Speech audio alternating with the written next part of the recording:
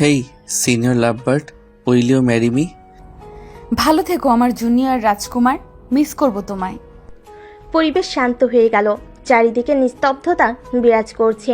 10 বছরের ছেলে কল্পের মুখে এমন প্রস্তাব শুনে সবাই বিস্মিত। কারোর বিস্মিত মনোভাবকে পাত্তা দিল না কল্প।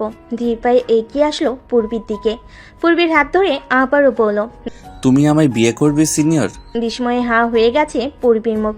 আজ সে তার মা বাবার সাথে সুইজারল্যান্ড পাড়ি জমাবে। ফায়াজ শেখ ও কল্পের বাবা বন্ধু, তাই কল্পের 10তম বার্থডে হয় তার পার্টিতে উপস্থিত হয়েছে। এখান থেকেই সে তার মা বাবার সাথে এয়ারপোর্টে যাবে, আর সেখান থেকেই আকাশ পথে করে সুইজারল্যান্ড।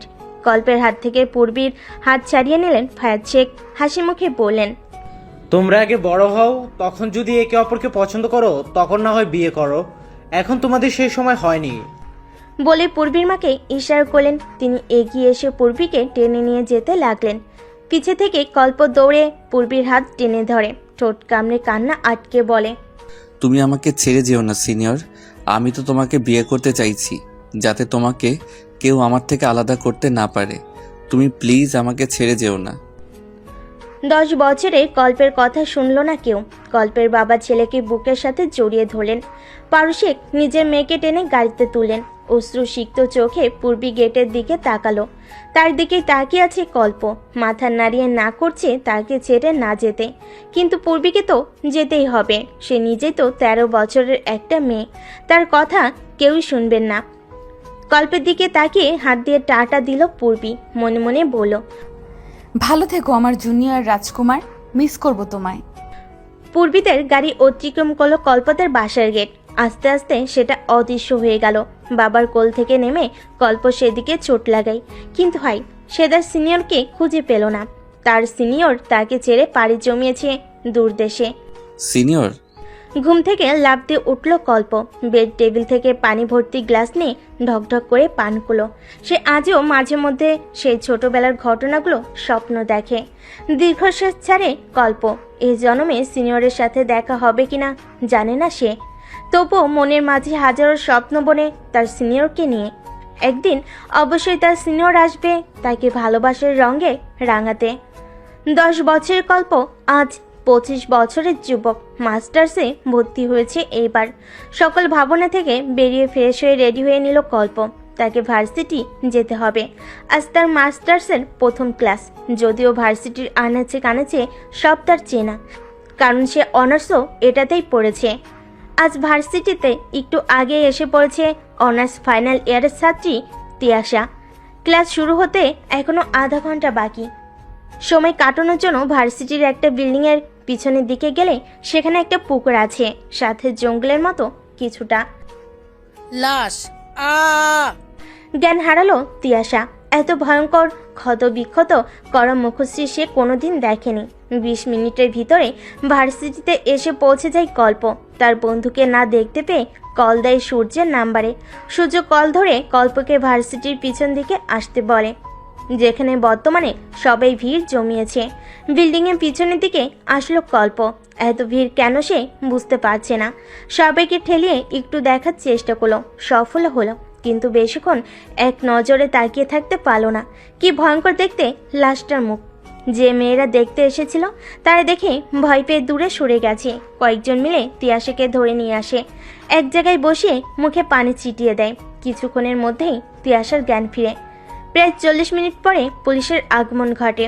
যদিও তারা এই ভার্সিটির এই লাশের ব্যাপার নিয়ে অভ্যস্ত হয়ে গেছে বলেই চলে, কারণ এর আগে আরও 3-4 বার লাশ পাওয়া গিয়েছে। পুলিশ তদন্ত করছে, কিন্তু আশানুস্বরূপ কোনো কিছু বের করতে পারেনি।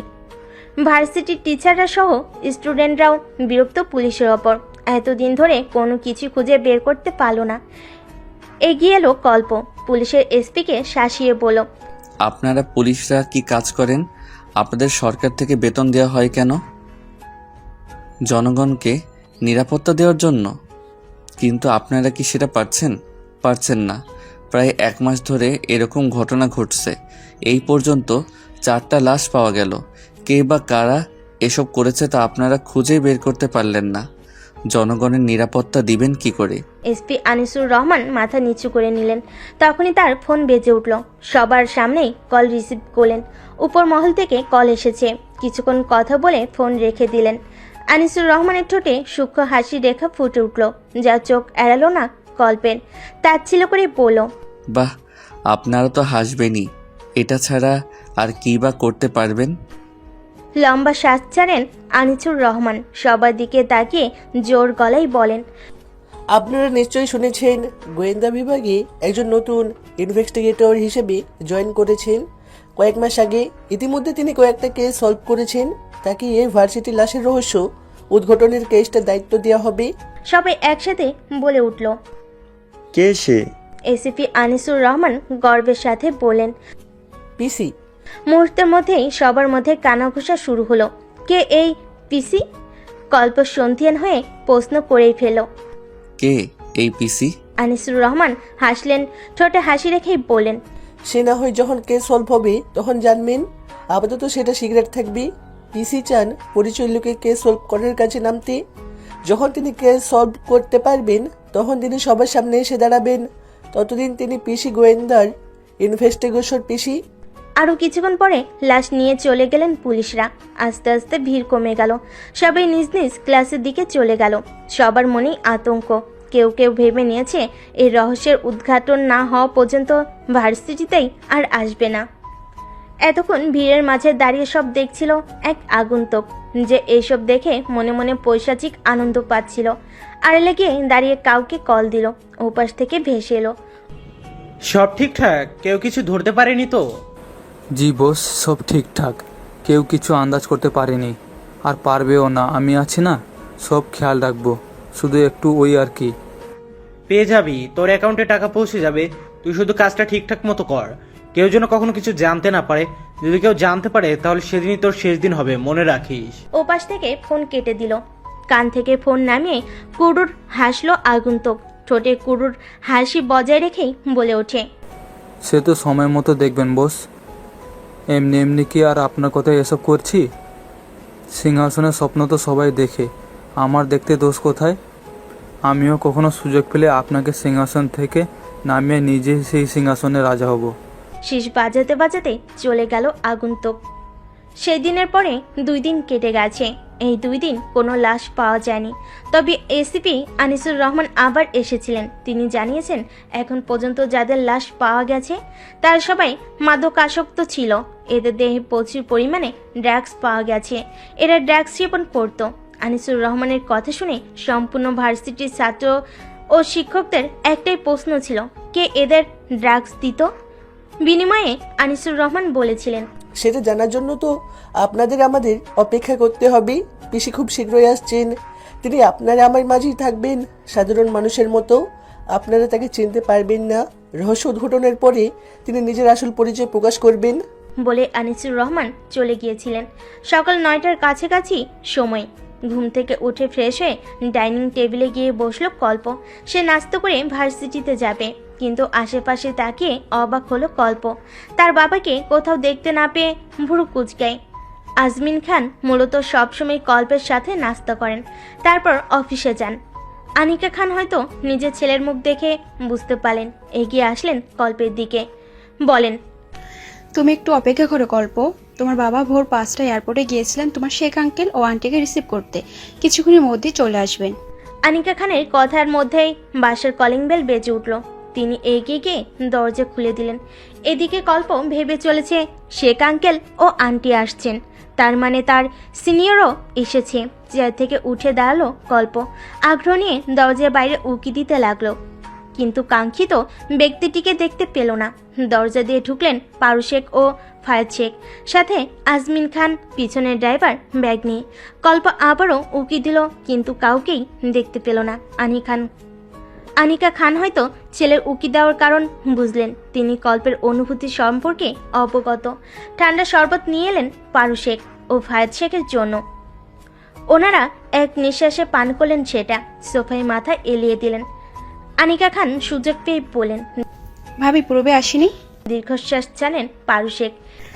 সে আর বলতেন ভাবি, মেয়েটিকে কত করে বললাম আমাদের সাথে আপনাদের বাসায় আসতে, কিন্তু তার নাকি কি কাজ, তাই কাজ শেষ হলে আপনাদের বাসায় আসবে। এগিয়ে এলো কল্প উৎকণ্ঠা হয়ে বলে। সিনিয়র বাংলাদেশে আছে? পারুশেখ বলেন। হ্যাঁ, পূরবী তো কয়েক মাস আগে বাংলাদেশে ব্যাক করেছে। কি একটা কাজে। কি কাজ সেটা আমরাও জানি না, সময় হলে জানাবে বলেছে। চোখের জল জমল কল্পের অভিমানের জল। পূর্বের প্রতি তার অভিমান আগে থেকেই ছিল। আস্থা আকাশ সম হলো। নাস্তা না করে বাইক নিয়ে ভার্সিটির উদ্দেশ্যে বেরিয়ে গেল কল্প। পেছন থেকে আনিকা খান ডাকলেন, কিন্তু কল্প শুনল না। দীর্ঘশ্বাস ছাড়েন আনিকা খান। তার ছেলের কষ্টের কথা ভেবে হৃদয় ব্যথিত হয়। ভার্সিটির মাঠ দিয়ে সূর্যের সাথে কথা বলতে বলতে হাঁটছে কল্প। তখনই কারোর সাথে ধাক্কা লাগে তার। ধাক্কা এমনভাবে লেগেছে যে বিপরীত পাশের ব্যক্তিটি মাটিতে পড়ে গেছে। নিচে তাকিয়ে কল্প দেখল কালো ফতোয়া ও হোয়াইট জিন্স পরা একটি মেয়ে, যে বর্তমানে মাথা নিচু করে আছে। হাত বাড়িয়ে দিল কল্প, কিন্তু মেয়েটি কল্পের হাত না ধরে নিজে একা উঠে দাঁড়ালো। কল্প কিছু বলবে তার আগে মেয়েটি কল্পের কলার ধরে বলে ওঠে, ইউ ম্যান, চোখে দেখেন না? মেয়ে দেখলে হুঁশ থাকে না নাকি? Ridiculous person. কল্প ভেবেছিল মেয়েটিকে সরি বলবে, কিন্তু মেয়েটির কথা শুনে রেগে গেল। কলার ছাড়িয়ে নিয়ে বলল, সেট আপ মেয়ে, আপনি না জেনে কারোর সম্পর্কে বাজে কথা বলতে পারেন না। আমি আপনাকে ইচ্ছে করে ধাক্কা দেইনি। রিয়েলি? আপনার মতো ছেলেদের চেনা আছে, মেয়ে দেখলেই হুঁশ থাকে না। আমি আরাবিয়ান খান কল্প, এক নারীতে আসক্ত। তাই আমাকে অন্য কারোর সাথে তুলনা করবেন না। আপনি আমাকে সরি বলুন। সরি? তাও আপনাকে? আমি পূরবী শেখ আপনার মতো ছেলেকে কখনোই সরি বলবো না। বাজে ছেলে কোথাকার। পূর্বী শেখ নামটা প্রতিধ্বনিত হতে লাগলো কল্পের কানে, কিন্তু মেয়েটির শেষের কথা শুনে আবারও রেগে গেল। এগিয়ে এলো একটু, তারপর বলল, আপনার বাবার নাম কি? কেন? বিয়ের প্রস্তাব পাঠাবেন নাকি? বাবার নাম জানার সাথে বিয়ের প্রস্তাবের কি সম্পর্ক? আপনাদের ছেলেদের চেনা আছে। এখন বাবার নাম জিজ্ঞেস করবেন, পরে বাসার ঠিকানা জিজ্ঞেস করবেন, তারপর বাসায় বিয়ের প্রস্তাব পাঠাবেন। ও রিয়েলি? আপনার তাই মনে হয়? মনে না হওয়ার কি আছে? আমারই ভুল।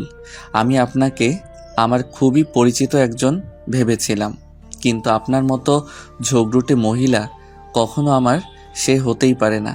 আচ্ছা, আপনি কিসে পড়েন? আমি অনার্স ফাইনাল ইয়ারে ভর্তি হয়েছি এই ভার্সিটিতে। ট্রান্সফার হয়ে এসেছি আর কি। ও আচ্ছা, সরি। আমি আপনাকে ইচ্ছে করে ধাক্কা দেইনি। তবুও আপনি আমার সাথে বাজে ব্যবহার করেছেন। আমার জায়গায় অন্য কেউ হলে হয়তো সেও আপনার সাথে বাজে বিহেভ করত, কিন্তু আমি মেয়েদের সম্মান করি, তাই আপনার সাথে বাজে আচরণ করতে পারলাম না। আমিও সরি আপনার সাথে বাজে আচরণ করার জন্য। আমাকে সম্মান করে চলবেন সব সময়। সিনিয়র হই আপনার। কে সিনিয়র কে জুনিয়র সেটা তো সময় বলে দিবে। মানে কিছু না, আমার ক্লাসের সময় হয়ে গেছে, আমি যাই। মেয়েটি চলে গেল। কল্প মনে মনে ভাবতে লাগলো, সে শুধু শুধু মেয়েটিকে তার সিনিয়র ভাবছিল। যদিও মেয়েটির চেহারা কিছুটা তার সিনিয়র মতো মনে হচ্ছে, কিন্তু সে তো তার সিনিয়রের বর্তমান ছবি দেখেনি, সামনাসামনি দেখবে বলে। তার মনে হচ্ছে এবার সিনিয়রের ছবি খুঁজে বের করতে হবে। কল্পকে ভাবনায় মশগুল দেখে পেটে গুঁতো দিল সূর্য। ভাবনা থেকে বের হয় কল্প রাগী দৃষ্টিতে সূর্যের দিকে তাকালো। সূর্য তাৎকেলিয়ে পড়ল, কি রে শালা, এক ধাক্কা প্রেমে পড়ে গেলি নাকি? কি এত ভাবছিস? শ্যাট আপ তুর্য, তুই তো জানিস আমি সিনিয়রকে কতটা ভালোবাসি। এই মেয়েটার নাম আর সিনিয়রের নাম একই, তাই ভাবছি শিওর হওয়ার জন্য ছবি কালেক্ট করতে হবে। মানে বুঝলাম না। কল্প সবকিছু বুঝিয়ে বলল সূর্যকে। সব শুনে সূর্য বলল, এই মেয়েটি যে সিনিয়র ভাবি কিনা সেটা শিওর হওয়ার জন্য ছবি কালেক্ট কর। মনের ভিতর কোনো সন্দেহ রাখতে নেই। সিনিয়র ভাবির ছবি যত তাড়াতাড়ি সম্ভব খুঁজে বের কর, তাহলেই বোঝা যাবে এই মেয়েটি সিনিয়র ভাবি কিনা। সেটাই করতে হবে। মায়ের কাছে সিনিয়রের ছবি থাকতে পারে, মাকে বলতে হবে না থাকলেও সে কান্ট্রির থেকে কালেক্ট করতে। শিওর না হওয়া পর্যন্ত আমি শান্তি পাবো না। কখনো মনে হচ্ছে এটাই সিনিয়র, আবার কখনো মনে হচ্ছে এক নামে তো কত মানুষই হয়। চিন্তা করিস না, দেখিস আন্টি ছবি খুঁজে দিবে তোকে। এখন চল ক্লাসে যাই, লেট হয়ে যাচ্ছে। চলো। ক্লাসের দিকে এগিয়ে চলো দুজন, কিন্তু কল্প মনে মনে ভাবছে যদি এটা তার সিনিয়র হয় তাহলে সে কি করবে নিজেও জানে না। তার সিনিয়র কিনা তার দেশে থেকেও তার সাথে যোগাযোগ করছে না। আচ্ছা, তার সিনিয়র কি তাকে ভুলে গেছে? আর ভাবতে পারলো না কল্প। দম বন্ধ হয়ে আসছে তার, মাথা ঝাড়া দিয়ে ক্লাসের দিকে এগিয়ে গেল। আনিকা খান অবসরে বই পড়ছিলেন। তখনই কল্প হুড়মুড় করে রুমে ঢুকেন। বই রেখে সোজা হয়ে বসলেন আনিকা খান। কল্পকে কাছে ডাকলেন। ধীর পায়ে কল্প এগিয়ে গিয়ে মায়ের কোলে মাথা রেখে শুয়ে পড়ল।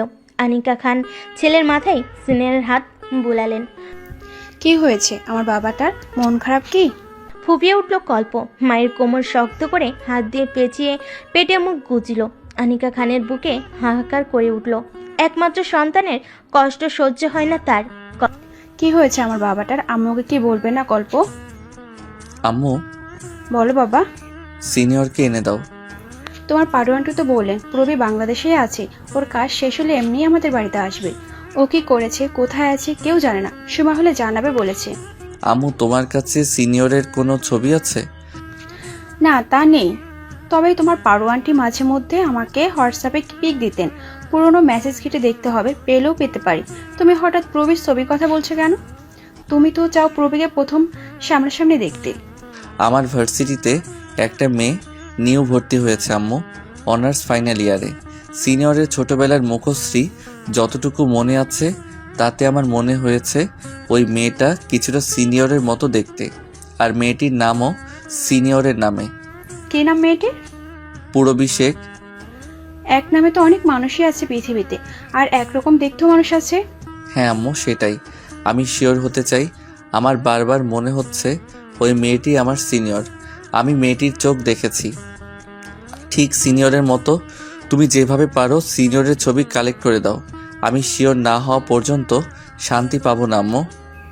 চিন্তা করো না বাবা, আমি প্রবীর ছবি খুঁজে বের করব। যদি না পাই তো তোমার পারোয়ানটিকে থেকে নিয়ে নিব। এবার তুমি চলো, খেয়ে নেবে। আগে ফ্রেশ হয়ে আসো, আমি রূপাকে খাবার গরম করতে বলছি। খেতে ইচ্ছে করছে না। দেবো এক থাপ্পড়। যাও জলদি ফ্রেশ হয়ে আসো। খাবারের প্রতি কেন অনীহা? আমি সহ্য করব না। আমি সিরিয়ালে মায়েদের মতো না যে ছেলে খেতে চাইবে না বলে ছেলের ভয় জিজ্ঞেস করব না।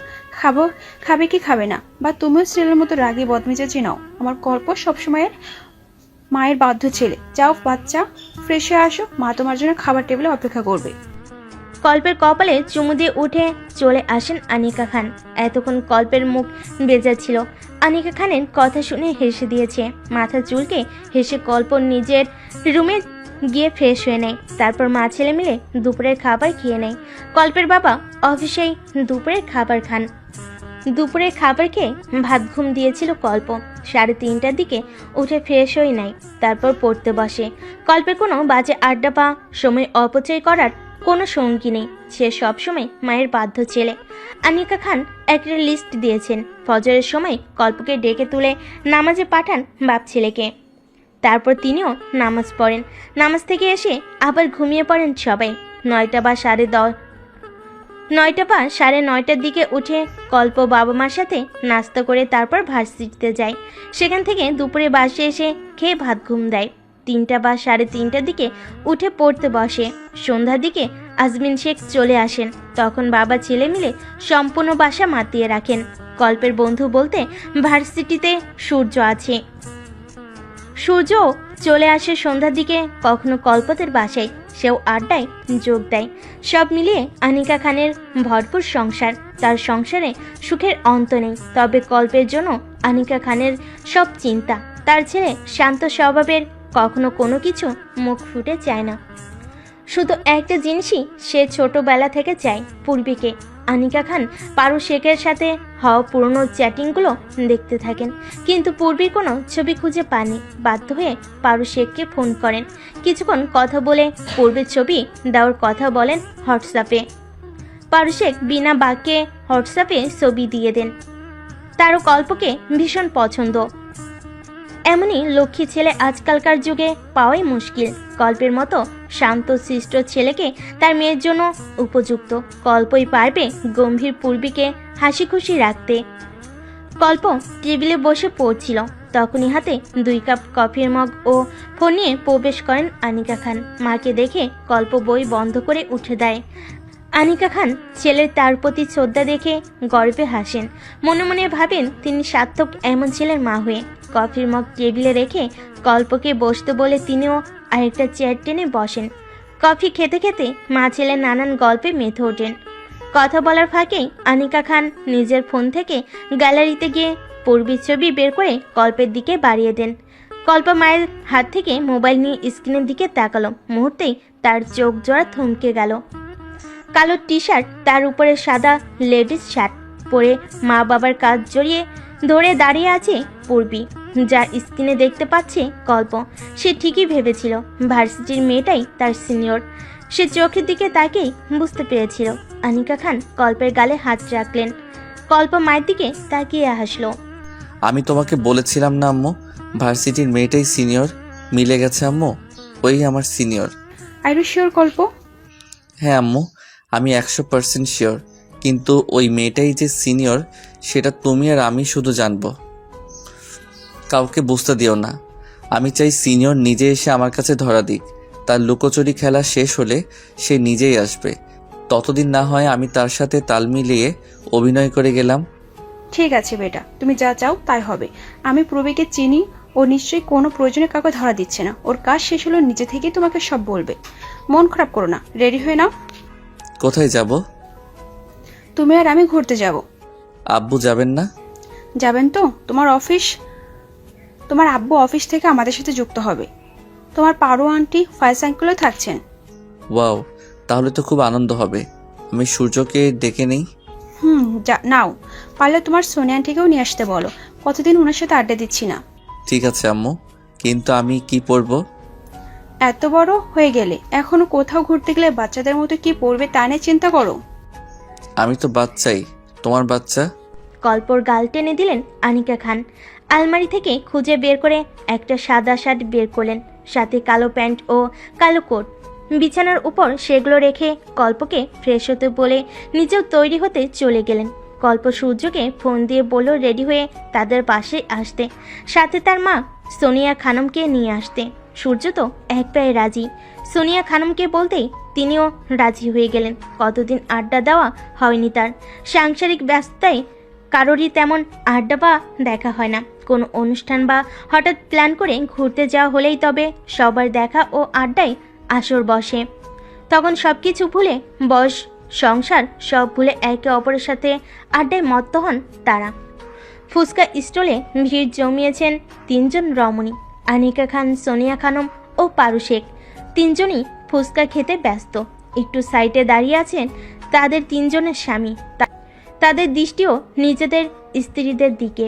বিয়ের এত বছর হলো, ছেলে মেয়ে বড় হয়ে গেছে, তবুও তাদের একে অপরের প্রতি ভালোবাসা কমেনি। আজও নিজেদের স্ত্রীদের ফুচকা খাওয়ার দৃশ্য দেখে নতুন করে প্রেমে পড়ছেন 3 জন পুরুষ। 3 জন রমণী ফুচকার প্লেট নিয়ে এগিয়ে আসলেন তাদের অর্ধাঙ্গের দিকে। 3 জনই নিজ নিজ স্বামীর মুখে একটি করে ফুচকা পুড়ে দিলেন। দূরে বসে থাকা কল্প ও সূর্য তাদের মা বাবাদের ভালোবাসার মুহূর্তগুলো দেখে মুগ্ধ হচ্ছে। কল্পের হাত ধরে সূর্য বলে, দোস্ত, আমি যাকে বিয়ে করবো তাকে ঠিক এমনভাবেই সারা জীবন ভালোবাসবো। ইস, কবে যে আমারও বউ হবে। কল্প ভ্যাবাচাকা খায়, হালকা কেশে বলে, সে তো সময় হলে এমনি বউ পেয়ে যাবে। এখন তো আর চিন্তা করলে বউ মিলবে না। আগে তো পড়াশোনা শেষ করি, চাকরি না করি বাবাদের ব্যবসায় তো হাত লাগাতে হবে। তারপর সব আয়ত্তে নিয়ে যখন বুঝতে পারবো নিজের স্ত্রীর দায়িত্ব পালনের সব রকম যোগ্যতা অর্জন করেছি, তখনই বিয়ে করব। গালে হাত রেখে সূর্য বলে, সে তো আমিও, কিন্তু তোর তো ঠিক করা আছে, তোর সিনিয়র আছে, আমার তো কেউ নেই। ইস, না জেনে আমার ভবিষ্যৎ বউ কোন বেটার সাথে টাঙ্কি মারতেছে। বলে কাঁদো কাঁদো মুখ করল সূর্য। সূর্যের কথা শুনে কল্প হাসি আটকাতে পারল না। শব্দ করে হেসে হাসি থামানোর জন্য মুখ চেপে ধরে। সূর্য কটমট করে তাকিয়ে বলে, তুই তো হাসবি, তোরই তো দিন। তোর তো সিনিয়র ভাবিকে নিয়ে কোনো চিন্তাই নেই, তাকে তুই পেয়ে যাবি। সব চিন্তা আমার সিনিয়র বউ না জানি কোথায় আছে। ভুরুকুচকে কল্প বলে। সিনিয়র বউ? হালকা কেশে সূর্য বলে, দেখ, তুই তো সিনিয়র বিয়ে করবি, তাই আমিও ভেবে রেখেছি। কি ভেবে রেখেছিস? আমিও তোর মতো সিনিয়র বিয়ে করব। আমারও একটা সিনিয়র লাভ বাট হবেই। আর তাছাড়া তুই আর আমি তো সব সময় সেম থাকি। বিয়ে করলেও সেম করব, মানে বউ সেম না, সিনিয়র হবে আর কি। বলে দাঁত গেলালো সূর্য। তুই যদি সিনিয়র বউ না পাস তো কি করবি? না পেলে তোর সিনিয়রকে তুলে নিয়ে বিয়ে করে নেব। কটমট করে তাকিয়ে আছে কল্প। সূর্য দাঁত কেলিয়ে তাকিয়ে আছে। আরে ইয়ার, রাগ করছিস কেন? আমি তো মজা করেছি। এরকম মজা কখনো করবি না। আমার সিনিয়র শুধুমাত্র আমার, আর কারো না। কেউ ভাগ বসাতে আসলে খুন করে ফেলবো। ক্ষমা করে দে মেরি বাপ। আর তোর সাথে সিনিয়র ভাবিকে নিয়ে মজা করব না। বাপ? আমি তোর বাপ? আচ্ছা, তাহলে আজ থেকে আমার সিনিয়রকে মা বলে রাখবি, আর আমার মা বাবাকে দাদা দাদি, আম্মু আব্বু খুশি হবে। তাদের ছেলে বিয়ে না করেই ছেলের বাপ হয়ে গেছে। ফুসফুস করছে সূর্য। কল্প মুখ চেপে হাসছে। কল্পের হাসি দেখে ঠাস ঠাস করে কিল বসিয়ে দিল সূর্য। কল্প কম কিসে, সেও সূর্যের পিঠে দুমদুম করে কিল বসিয়ে দেয়। সূর্য না পেয়ে কল্পকে কাতুকুতু দিতে শুরু করে। কল্প ও সূর্যকে কাতুকুতু দিচ্ছে। দুজনে খিলখিল করে হাসছে। তা দেখে দূরে দাঁড়িয়ে থাকা তাদের মা বাবাদের মুখেও হাসি। এত বড় ছেলে হয়ে রাস্তার মধ্যে বাচ্চাদের মতো করছো? কারোর কথা শুনে হাসি থামিয়ে সামনে তাকালো কল্প ও সূর্য। হাত ভাঁজ করে পূর্বীকে দাঁড়িয়ে থাকতে দেখে অবাকই হলো দুইজন। সূর্য কল্পকে ছেড়ে তাদের মা বাবার দিকে চলে গেল। রয়ে গেল কল্প ও পূর্বী। কল্প মাথা চুলকে পূর্বীর দিকে তাকালো। পূর্বীর দৃষ্টিও তার দিকে ছিল। একে অপরের চোখাচোখি হয়ে যায়। চোখ নামিয়ে মাথা নিচু করে নেয় কল্প। পূর্বী তা দেখে ঠোঁট কামড়ে হেসে কল্পের পাশে বসে। আমার আসল পরিচয় জেনে গেছো জানি, তাই অপরিচিতদের মতো ব্যবহার না করলেও চলবে। পূর্বীর কথা শুনে অবাক হয়ে তাকাই কল্প। কল্পের দিকে তাকিয়ে পূর্বী বলে, আমি না চাইলে কখনোই মা আন্টিকে ছবি দিতেন না। আমি চেয়েছি বলেই তুমি আমার পরিচয় জানতে পেরেছো, আমার ছবি দেখতে পেরেছো। এত লুকোচুরি কেন সিনিয়র? আপাতত তোমাকে সত্যিটা বলতে পারবো না, তার জন্য আমি আন্তরিকভাবে দুঃখিত কল্প। তবে শুধু এতটুকু জেনে রাখো, আমি তোমার ভার্সিটিতে একটা প্রয়োজনীয় স্টুডেন্ট হয়ে প্রবেশ করেছি। সেই প্রয়োজনের বিষয়গুলো জেনে নেই, তারপর তোমাকেই সবার আগে সবকিছু বলবো। আস্তে করে নিজের হাত দিয়ে পূর্বীর হাত ধরলো কল্প। হাতের মুঠোয় নিয়ে বলল, আমি জানতে চাইবো না তুমি কি জন্য এসব করছো। তবে তুমি যাই করো না কেন, সবসময় নিজের খেয়াল রেখো। আর তোমার কোনো সাহায্য লাগলে আমাকে বলবে। আমি তোমাকে সব রকম সাহায্য করার চেষ্টা করব। আমার উপর অভিযোগ নেই তোমার? মাথা নিচু করে কল্প বলে, অভিযোগ অভিমান সবই ছিল, সেটা সময় হলে পুষিয়ে নিব। চলো মা, বাবার কাছে যাই। বলে পূর্বীর হাত ধরে একটু দূরে দাঁড়িয়ে থাকা রমণী ও পুরুষদের দিকে এগিয়ে গেল। এতদিন পরে নিজের মেয়েকে দেখতে পেয়ে দু চোখ ভরে এলো পারুশেখের। পূর্বীকে জড়িয়ে ধরে কপালে চুমু এঁকে দিয়ে বলেন, এতদিন পর মায়ের কথা মনে পড়লো? এক হাতে কান ধরে পূর্বী বলে, সরি আম্মু, সরি আব্বু, I am extremely sorry all. Anika Khan পূর্বীর কান থেকে হাত সরিয়ে জড়িয়ে ধরলেন। পূর্বী মুচকি হেসে বলে, সরি আন্টি। আরে ধুর পাগলি, তোকে সরি বলতে হবে না। আমি তো তোকে চিনি, তুই কোনো কারণ ছাড়া কখনো কিছু করিস না। আমাদের পূর্বী কেমন তা আমরা জানি। সো মন খারাপ না করে আসো, আমরা সময়টা এনজয় করি। ফুচকা খাবে তো? মুচকি হেসে পূর্বী বলে, খাওয়া যায়। তিনজন মায়ের সাথে যোগ হলো পূর্বী। চারজন ফুচকা খাচ্ছে। পূর্বী এগিয়ে এলো কল্পের দিকে। প্লেট থেকে ফুচকা নিয়ে কল্পের মুখের সামনে ধরলো। কল্প মুচকি হেসে হাঁ করলো। পূর্বী কল্পের মুখে ফুচকা দিয়ে আজমিন খানের সামনে গিয়ে দাঁড়ালো। প্লেট থেকে ফুচকা তুলে তার মুখের সামনে ধরলো। আজমিন খান পূর্বীর মাথায় হাত বুলিয়ে হাঁ করেন। পূর্বী আজমিন খানকে ফুচকা খাইয়ে দিয়ে সৌরভ আহমেদ এর সামনে গিয়ে দাঁড়ালো। প্লেট থেকে ফুচকা তুলে তার মুখের সামনে ধরলো। সৌরভ আহমেদ মুচকি হেসে হাঁ করে ফুচকা মুখে নিলেন। পূর্বী নিজে বাবার সামনে গিয়ে দাঁড়ালো। মুখের সামনে ফুচকা ধরতেই ফায়াজ শেখ হাঁ করে মুখে নেওয়ার আগেই পূর্বী সেটা নিজের মুখে ঢুকিয়ে নেয়। ফায়াজ শেখ মেয়ের কান টেনে ধরেন। পূর্বীর বাবার এক কাঁধ জড়িয়ে ধরে খিলখিল করে হাসছে। হাসি থামিয়ে বলে, আচ্ছা যাও, এবার দিচ্ছি, হা করো। ফায়াজ শেখ হাঁ করতেই পূর্বী তার মুখে ফুচকা ঢুকিয়ে দেয়। সূর্যের সামনে গিয়ে প্লেট এগিয়ে দেয় পূর্বী। সূর্য প্লেট থেকে ফুচকা তুলে হাতে নিয়ে বলে, ধন্যবাদ সিনিয়র ভাবি। বলেই ফুচকা মুখে পুড়ে নেয়। আপনার কোনো বান্ধবী থাকলে বলবেন তো ভাবি। ভুরু কুচকে পূর্বী বলে। কেন? মাথা চুলকে সূর্য বলে, না মানে আমি গল্পের মতো সিনিয়র বিয়ে করবো আর কি। আচ্ছা, সময় হলে আপনার জন্য ব্যবস্থা করে দিব। সূর্যের খুশি দেখে কে, সে আর কাউকে না পেয়ে পাশে দাঁড়িয়ে থাকা কল্পকে জড়িয়ে ধরে গালে চুমু খায়। কল্প গালে হাত দিয়ে চোখ কটমট করে সূর্যের দিকে তাকায়। সূর্য তা দেখে কল্পকে ছেড়ে দিয়ে দাঁত কেলিয়ে তাকিয়ে রয়। পূর্বী দুজনের এসব দেখে আবারও খিলখিল করে হেসে ওঠে। ভার্সিটির মাঠে একটি গাছের তলায় বসে আছে সূর্য ও কল্প। সাথে রয়েছে তাদের কিছু ক্লাসমেট। ক্লাস শুরু হতে আরও 20 মিনিটের মতো বাকি, তাই তারা আড্ডা দিচ্ছে। কল্প বারবার গেটের দিকে তাকাচ্ছে। সূর্য কল্পের কার্যকলাপ দেখছে আর ঠোঁট কামড়ে হাসছে। কল্পের কাঁধে হাত রেখে হালকা কেশে মনোযোগ নিজের দিকে আনার চেষ্টা করলো সূর্য। কল্প সূর্যের কাশির শব্দে ভ্যাবাচেকা খেয়ে সূর্যের দিকে তাকায়। ভুরুকুচকে সূর্য বলে। কল্প নিজেকে স্বাভাবিক করে বলে, কিছু না। তুই এভাবে হঠাৎ কাশি দিলি কেন? আমার মুখ, আমার গলা, আমি কখন কাশি দিমু সেটা আমার ব্যাপার। আর কাশি কি বলে কয়ে আসে নাকি? আমি কি সেটা বলেছি? তাহলে মানে আমার কোনো প্রাইভেসি নেই? কাশি দিলেও তোকে বলে তারপর দিতে হবে? মেয়েদের মতো কুচিয়ে কুচিয়ে ঝগড়া করছিস কেন? চেতে ওঠে সূর্য, মুখ ফুলিয়ে বলে, কি আমি মেয়েদের মতো ঝগড়া করি? বুঝলি গল্প, সবাই স্বার্থপর। এই যে তুই তোর ভালোবাসার মানুষের সন্ধান পেয়ে গিয়েছিস, তাই এখন তোর আমাকে অসহায় লাগবে। আমি তো আর তোর প্রেমিকা না, আমিও হলাম বন্ধু। আর মানুষ প্রেমিকা পেলে বন্ধুকে এমনিই ভুলে যায়, এটা স্বাভাবিক। আমি কিছু মনে করিনি। ফ্যালফ্যাল করে তাকিয়ে আছে কল্প। এদিকে সূর্য মুখ লুকিয়ে হেসে আবার গম্ভীর ভাব মুখে ফুটিয়ে কল্পের দিকে তাকায়। দীর্ঘশ্বাস ছেড়ে কল্প বলে, তুই আমায় এই বুঝলি তুর্য? তোর তাই মনে হয় আমি তোকে ভুলে যাচ্ছি? আমার কাছে তোর গুরুত্ব অন্যরকম। বন্ধুত্ব বন্ধুত্বের জায়গায়, আর প্রেমিকা প্রেমিকার জায়গায়। আর আমি তো প্রেমও করছি না। তাহলে তুই কিসের ভিত্তিতে এসব কথা বললি? প্রেম করিসনি, কিন্তু তোর তো ভালোবাসার মানুষ আছে, বলা তো যায় না। তুই কখন আবার আমায় ভুলে যাস? তুই এই চিনলি আমাকে? মুখ তুলে কল্পের চোখের দিকে তাকালো সূর্য। কল্পের চলচল চোখ দেখে আটকে উঠল সূর্য।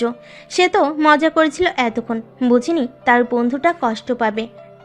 কল্পের কাঁধ জড়িয়ে সূর্য অনুনয় করে বলে, ভুল বুঝিস না দোস্ত, আমিও এতক্ষণ তোর সাথে মজা করছিলাম। তোর মনে হয় আমি কখনো এমন কিছু ভাবতে পারি? আমি এতক্ষণ তোর সাথে মজা করেছি। আই এম এক্সট্রিমলি সরি ইয়ার, আর কখনো এমন মজা করব না। তুই প্লিজ কাঁদিস না। কল্পের কাঁধ জড়িয়ে সূর্য অনুনয় করে বলে। বলতে না বলতেই কল্পের চোখ বেয়ে পানি গড়িয়ে পড়ল। বিচলিত হয়ে সূর্য কল্পের চোখের পানি মুছে দিল, কান ধরিয়ে পড়ল। এই দেখ, কান ধরছি, আর কখনো এমন মজা করব না। সূর্যের কান থেকে হাত নামিয়ে নেয় কল্প, জড়িয়ে ধরে একে অপরকে। কল্প সূর্যকে আঁকড়ে ধরে বলে, আমাকে কখনো ভুল বুঝিস না সূর্য। আমার বন্ধু বলতে একমাত্র তুই। আমি তুই ছাড়া আর কারোর সাথে তেমন মিশি না। আমি তোকে খুব বিশ্বাস করি, কখনো আমার বিশ্বাস ভাঙিস না। যদি কখনো তোর মনে হয় আমি কোনো ভুল করেছি, তখন কি তুই আমাকে ক্ষমা করবি না গল্প? ভুলের মধ্যেও পার্থক্য আছে। কিছু ভুলের ক্ষমা হয়, আবার কিছু ভুলের ক্ষমা হয় না। আটকে উঠল সূর্য। সে টের পেল তার নিঃশ্বাস বন্ধ হয়ে আসছে। শক্ত করে জড়িয়ে ধরল কল্পকে। না দোস্ত, আমার জানা মতে আমি আজ পর্যন্ত ইচ্ছাকৃত কোনো ভুল করিনি। ভবিষ্যতে করব কি না জানি না, তবে তুই কখনো আমাকে ভুল বুঝিস না। মুচকি এসে কল্প বলে, আমি জানি তুই কেমন। তুই কখনো কোনো অন্যায় বা ভুল করতেই পারিস না। আর যদি কখনো করিসও, তাহলে আমি ধরে নিব তার পিছনে নিশ্চয়ই কোনো কারণ আছে। কল্পকে ছেড়ে দিয়ে সোজা হয়ে বসে সূর্য। গেটের দিকে চোখ যেতে কল্পকে ধাক্কা দিয়ে বলে, ওই দেখ, তোর ললন আসছে। ভুরু কুচকে কল্প বলে, ললনা? হো, তোর সিনিয়র ললনা। মজা করিস শালা। বিনিময়ে দাঁত কেলিয়ে তাকায় সূর্য। ভার্সিটির ভিতরে প্রবেশ করে পূর্বী। তখনই কিছু ছেলে মেয়ে তার পথ আটকে দেয়। ভুরু কুচকে যায় পূর্বীর। কিছু সেকেন্ড পরে কিছু মাথায় আসতেই বাঁকা হাসে। নিশ্চয়ই তোমাকে বলতে হবে না আমরা কারা। মাথা চুলকে মনে করার চেষ্টা করে পূর্বী বলে। কারা আপনারা? ছেলে মেয়েদের মাঝ থেকে একটি মেয়ে বলে। এই ভার্সিটিতে নতুন, তা তোমাদের দেখেই বুঝছি। আমরা তোমাদের সিনিয়র। হাত নাড়িয়ে পূর্বী বলল। তো তাদের মধ্যে থাকা একটি ছেলে বলে। তো কি তুমি নিশ্চয়ই জানো সিনিয়রদের কথা শুনতে হয়? হ্যাঁ, সেটা জানি, তবে সব কথা গিয়ে আর শোনা বা মেনে নেওয়া যায়? আমার সাধ্যের ভেতরে সব মেনে নিব। তখনই একটি ছেলে এসে দাঁড়ায়। বাকি ছেলে মেয়েগুলো তাকে দেখে ছেলেটিকে কানে কানে কিছু বলে। ছেলেটি এগিয়ে এসে পূর্বীর কাছাকাছি দাঁড়ায়। পূর্বীর অস্বস্তি বোধ করে পিছিয়ে যায়। ছেলেটি হাত বাড়িয়ে দিয়ে বলে। হাই, আমি রূপক রায়হান, তোমার সিনিয়র। হাত না মিলিয়ে ভুরু কুচকে পূর্বী বলে। তো অপমান বোধ করে রূপক। আরও এক পা এগিয়ে আসে পূর্বীর দিকে। তুমি কি জানো আজ পর্যন্ত কোনো জুনিয়রের সাহস হয়নি আমার সাথে বিয়াদবি করার? এক পা পিছিয়ে পূর্বী বলে। আমি কখন আপনার সাথে বেয়াদবি করলাম মিস্টার রূপক? পাশ থেকে ছেলে মেয়ে গুলো বলে। রূপক বাদ দে, একে একটা কিছু করতে দে, সেটা করাই ওর শাস্তি। তোর সাথে বেয়াদবি করার শাস্তি দে। কুচকানো ভুরু সমান করে পূর্বী বলে। হাত মিলাইনি বলে সেটা যদি বেয়াদবি হয় তাহলে আমি বেয়াদব। আপনারা যা খুশি ভাবতে পারেন, আই ডোন্ট কেয়ার। রাস্তা ছাড়ুন, আমার ক্লাসের সময় হয়ে যাচ্ছে। রূপক বাঁকা হেসে বলে। যাবে, অবশ্যই যাবে। তার আগে তোমাকে একটা কাজ করতে হবে। কি কাজ? ভার্সিটির সবার সামনে আমায় প্রপোজ করো। ফিক করে হেসে ওঠে পূর্বী। হাসতে হাসতে পেট ধরে যাওয়ার অবস্থা তার। অনেক কষ্টে হাসি থামিয়ে বলে। রিয়েলি? আমি আপনাকে প্রপোজ করব ভাবলেন কি করে সেটা? তুমি যদি আমার কথা না মানো তো তুমি আর এই ভার্সিটিতে ঢুকতে পারবে না। আমার বাবা এই ভার্সিটির 30% খরচ বহন করেন। বুঝতেই তো পারছো আমার কথাই শেষ কথা হবে। দূরে দাঁড়িয়ে এতক্ষণ বাকি স্টুডেন্টদের সাথে কল্প ও সূর্য সব দেখছিল ও শুনছিল। কল্প শান্ত স্বভাবের, সহজে রাগে না। ধীর পায়ে এগিয়ে এসে পূর্বীর পাশে দাঁড়ায়। পূর্বীর হাত ধরে নিয়ে যেতে চাইলে আটকে দেয় রূপকের ফ্রেন্ডরা। স্বাভাবিকভাবেই কল্প বলে। পথ ছেড়ে দাঁড়াও। রূপক এগিয়ে এসে বলে। তোমার সাহস হলো কি করে ওকে নিয়ে যাওয়ার? এই মেয়েটাকে আমি একটা শর্ত দিয়েছি, ও সেটা না মানা পর্যন্ত যেতে পারবে না ক্লাসে। কল্পকে কিছু বলতে না দিয়ে নিজের হাত ছাড়িয়ে নেয় পূর্বী। রূপকের দিকে তাকিয়ে বলে। আমি একাই যাব, পারলে আটকে দেখান। বলে ওর ক্লাসরুমের বিল্ডিংয়ের দিকে হাঁটা ধরলো। পিছন থেকে রূপকের বন্ধুরা আটকাতে চাইলেও তাদের থামিয়ে দিয়ে রূপক বলে। একে আমার চাই, আই লাইক ইট। এই মেয়েটির সম্পর্কে সব খুঁজে বের কর। এই রূপক রায়হান মেয়েটিকে নিজের জীবনসঙ্গী করবে। রূপকের বন্ধুরা অবাক হলো, নিজেদের সামলে নিল। কল্পের রাগ আকাশচুম্বী হলো, যদিও তার মুখ দেখে সেটা বোঝার উপায় নেই। সূর্য ঢোক গিলে কল্পর দিকে তাকায়। তার শান্তশিষ্ট বন্ধুটা রেগে গেছে, তার মানে কোনো অঘটন ঘটাতে বেশি সময় লাগবে না। কল্পের হাত টেনে ক্লাসের উদ্দেশ্যে চলে গেল সূর্য। চেষ্টা করো নিজের হাত মুক্ত করতে পারেনি কল্প, কিন্তু পিছনে তাকিয়ে ঠিকই রূপকের দিকে আগুন চাহনি নিক্ষেপ করেছে। সন্ধ্যা 7টার কাছাকাছি সময়। ভার্সিটির পেছনের মোড়ের নির্জন রাস্তায় বসে আছে একদল ছেলে মেয়ে। সবার হাতে একটা করে হুইস্কির বোতল। কেউ কেউ হুইস্কির বোতলে ড্রাগস ভরে মিশিয়ে খাচ্ছে আর বারবার তৃপ্তির ঢেকর তুলছে। আচ্ছা, এসব ছাইপাশ খেলেও তৃপ্তি পায় নাকি কেউ? পাই বলে তো ওরা মা বাবার কথা চিন্তা করে না। ভাই বোন, ফ্যামিলি সব কিছুর কথা একবারও চিন্তা না করে মাদকাসক্তির পথে পা বাড়ায়। এদের মধ্যে হয়তো কয়েকজন বড়লোকেদের বিগড়ে যাওয়া সন্তান, কিন্তু বাকিরা কেউ মধ্যবিত্ত, কেউ নিম্নবিত্ত। কারোর ঘরের মা ছেলের পথ চেয়ে বসে আছে, আবার কারোর ঘরে বউ চেয়ে বসে আছে। কারোর ঘরে গম্ভীর বাবা একমাত্র মেয়ের পথ চেয়ে বসে, কিন্তু তিনি তো জানেন না তার মেয়ে বাজে বন্ধুদের কবলে পড়ে খারাপ হয়ে গেছে, মৃত্যুর দিকে ঝুঁকে যাচ্ছে। ইস, একবার যদি এই ছেলেমেয়েরা একজন মধ্যবিত্ত মা বাবাদের কষ্ট বিসর্জন দায়িত্ব বুঝতো, এসব ছাইপাশের পিছনে টাকা না খরচ করে যদি বড়লোকদের বিগড়ে যাওয়া ছেলেমেয়েরা কোনো এতিমখানায় টাকাগুলো দান করতো। ড্রাগস মিশানো হুইস্কির বোতল মুখের মধ্যে ঢুকিয়ে ঢকঢক করে সেটা পান করলো রাইসুর। কিছু মুহূর্তের মধ্যেই সে ঢলে পড়লো পাশে বসা মেয়েটির শরীরে। বিরক্ত হয়ে পাশে মেয়েটি বিশ্রী এক গালি দিয়ে রাইসুরকে ধাক্কা দিয়ে সরিয়ে দিল। ছিটকে গিয়ে রাইসুরের মাথা রাস্তায় পড়ে রক্তাক্ত হলো একটু।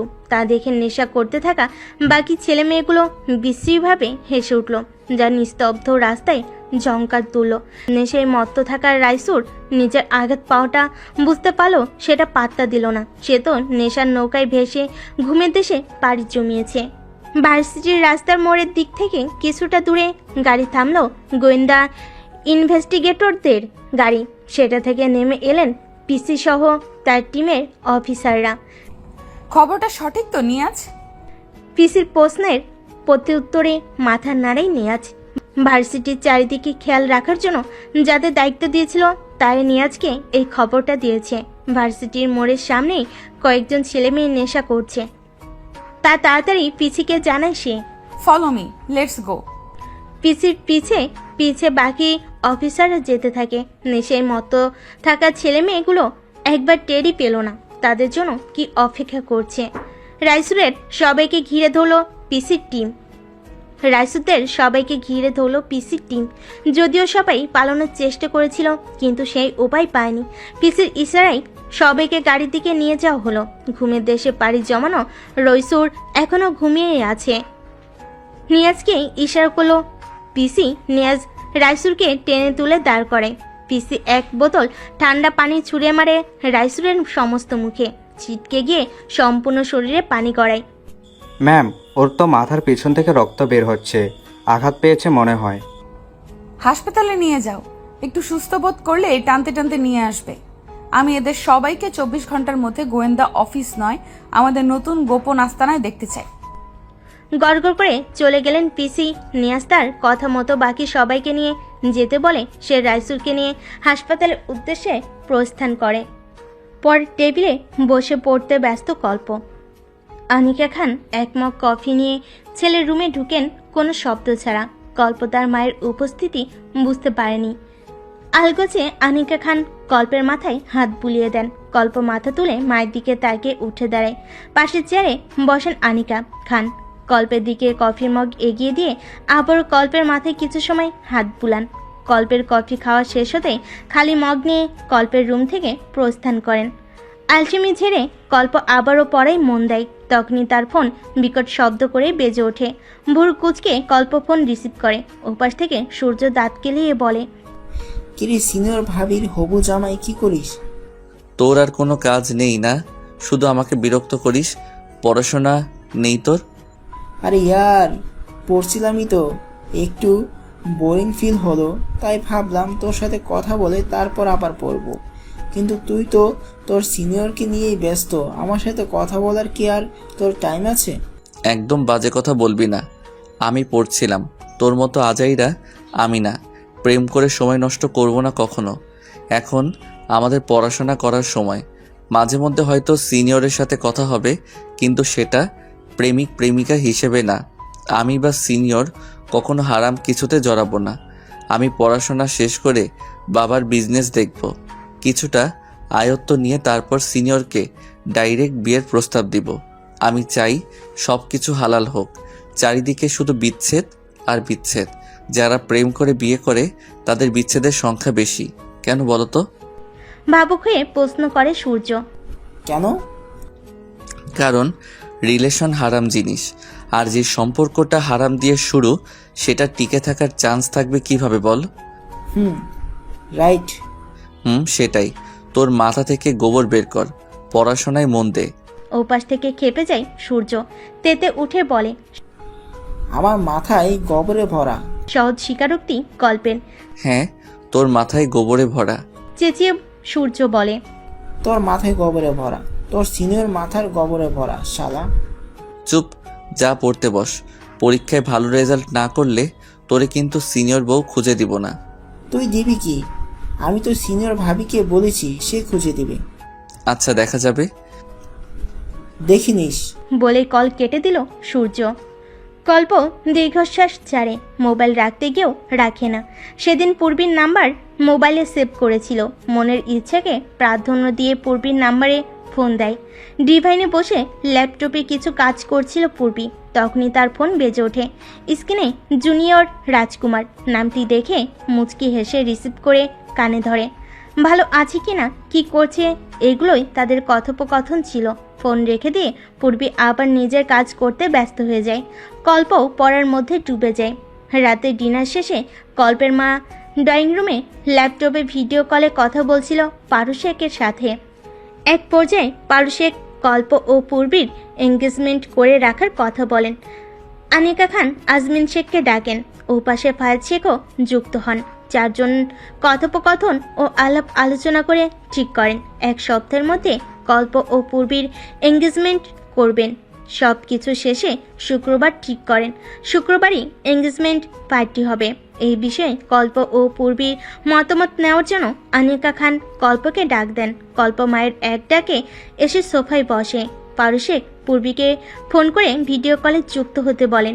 পূর্বীও যুক্ত হয়। মা বাবার সিদ্ধান্ত শুনে কল্প মাথা নাড়ায়। সে সায় দেয়। পূর্বীর দিকে তাকিয়ে আছে সবাই। এখন পূর্বী মতামত দিলেই এঙ্গেজমেন্টের আয়োজন করা হবে। টেনশনে কল্পের হাত পা ঠান্ডা হয়ে যাওয়ার অবস্থা। এই পূর্বী মতামত জানাচ্ছে না কেন? তখন থেকে সবার দিকে তাকিয়ে কি যেন ভেবে চলেছে। অবশেষে কল্পের কানে ভেসে আসে সেই কাঙ্ক্ষিত উত্তর, আমি রাজি। পূর্বীর সম্মতি শুনে সবাই আলহামদুলিল্লাহ বলে। রাইসুর সহ বাকি ছেলে মেয়েদের রিমান্ডে নেওয়া হয়েছে। রাহিলা বেগম রাইসুরের জন্মদাত্রী মা। তিনি গোয়েন্দা অফিসের গেটের সামনে চিৎকার করে বিলাপ করছেন। রাইসু তার একমাত্র ছেলে। এত আদরের ছেলের এমন অবস্থা তিনি সহ্য করতে পারছেন না। 2 দিন আগে যে ছেলে মায়ের কাছ থেকে তার গহনা বিক্রি করে নেশার দ্রব্য পান করেছে, সেই ছেলের জন্য এক গরিব মায়ের এত হাহাকার, এরই নাম বুঝি মা। সন্তান হাজার অবহেলা, অনাদর, অত্যাচার করলেও বিপদের দিনে সবার আগে মায়েরাই এগিয়ে আসে। কোথায় গেল আজ টাকা উড়ানো বন্ধুরা? দারোয়ান না পেরে অফিসের ভিতর খবর পাঠান। গুরুত্বপূর্ণ মিটিংয়ে সবাই ব্যস্ত ছিল। কিছুক্ষণের মধ্যেই পিসি সহ কিছু অফিসার অফিস থেকে বেরিয়ে গেটের সামনে এসে দাঁড়ায়। রাহেলা বেগম দৌড়ে এসে তাদের সামনে হুড়মুড়িয়ে পড়েন। রাহেলা বেগমের হাত পিসি পায়ে লাগার আগে সে সরে যায়। তবুও থামলেন না রাহেলা। পিসির 2 হাত টেনে ধরে বলতে লাগলেন। পিসির ডাকে জেসি সামনে এসে দাঁড়িয়ে বলে, মাগো, তুমিও তো একটা মেয়ে, তুমিও কখনো কোনো সন্তানের মা হবে। আমার মানিকরে আমার বুকে ফিরাইয়া দাও মা। ও মা, আমি তোমার পায়ে পড়ি মা, আমার রাইসুরে ক্ষমা করো মা। আমি কথা দিচ্ছি, ওরে নিয়ে অনেক দূরে চলে যাবো। ওরে ভালো হওয়ার একটা সুযোগ দাও মা। আমার রাইসুর আগে এমন ছিল না মা। খারাপ বন্ধুদের সাথে মিশিয়ে এমন হয়েছে যে সন্তানের জন্য গর্বে এক সময় আমার বুক ফুলে যেত, আজ সেই সন্তানের জন্য লোকে আমাকে থুতু দেয়। মাগো, তোমার 2টা পায়ে পড়ি, আমার রাইসুকে ছাইড়া দেও মা। পিসি জেসি। জি ম্যাম। মহিলাকে ওনার বাসায় পৌঁছে দাও। বলেই পিসি গটগট করে অফিসের ভিতর চলে গেল। সেদিকে তাকিয়ে রাহিলা বেগম ক্ষুব্ধ নিয়ে আক্রোশে বলেন, তুই কখনো সুখী হবি না মেয়ে, তুই কখনো সুখী হবি না। একটা মায়ের কোল থেকে তার সন্তানকে কেড়ে নিচ্ছিস। একজন মায়ের অন্তরন্ত হাহাকার তোর হৃদয় নাড়তে পারলো না। তুই পাষাণী, তুই কখনো সুখী হবি না। এটা একটা মায়ের অভিশাপ। জেসি জোর করে রাহেলা বেগমকে গাড়িতে তুলে ওনার টিমও মাটির তৈরি বাড়িতে পৌঁছে দিল। সাথে কিছু খাবারও দিয়ে এসেছে। অবশ্য এটা পিসির অর্ডার ছিল।